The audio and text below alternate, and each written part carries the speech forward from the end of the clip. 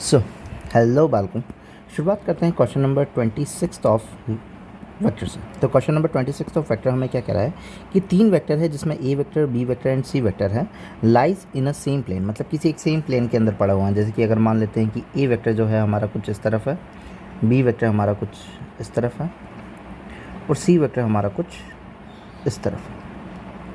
Plane तो एक ही था। मान लो कि 2D वाला जो सरफेस है, तुम्हारे हाथ की जो हथेली है उसमें जो तुम्हारा थंब है वो तुम्हें शो कर रहा है बी को, तुम्हारा सबसे लास्ट वाली जो फिंगर है वो ए को शो कर रही है, एंड जो तुम्हारा पाम होगा सबसे पीछे की साइड में वो सी को शो कर रहा है। मतलब कि है तो एक ही प्लेन के ऊपर पड़े हुए हैं तीनों स्ट्रेट में ना, है ना। एक्स वाई जेड के एक्सिस के हिसाब से मैंने ये नहीं बनाया है।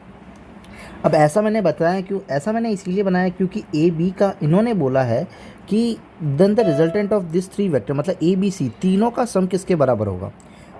अपन को पता है कि ए बी वेक्टर का सम जो होगा डायरेक्ट इस साइड आएगा और ये वाला इससे क्या हो जाएगा, कैंसल आउट हो सकता है। ठीक है, तो ये ज़ीरो हो सकता है। किस केसेस में ज़ीरो नहीं होगा, बाकी सारे केसेस में ज़ीरो नहीं होगा। ऐसा ज़रूरी थोड़ी ना कि हर केस में ज़ीरो हो।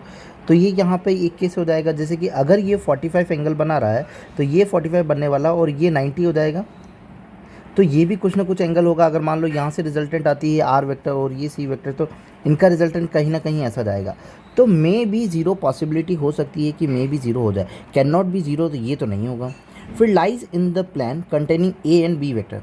अब ए वेक्टर और बी वेक्टर्स एक ही प्लेन के अंदर है, तो उनकी रिजल्टेंट भी इसी प्लेन के अंदर आएगी और उनसे आने वाला सम भी इसी प्लेन के अंदर आएगा।